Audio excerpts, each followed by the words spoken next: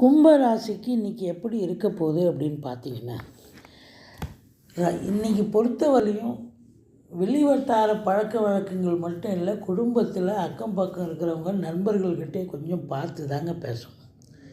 மற்றபடி திருமண வயதில் இருக்கும் ஆண் பெண் இருபாலருக்கும் திருமணம் கைகூடி வரக்கூடிய ஒரு அமைப்பு இருக்குது. அதாவது 7ஆம் இடத்தில் 6க்குடைய சந்திரன் இருக்கிறார். குடும்பத்தில் கொஞ்சம் சலசலப்பு ஏற்படும், பிரச்சனைகள் வரும். எச்சரிக்கையோடு இருங்க. குலதெய்வ வழிபாடு பண்ணுங்க.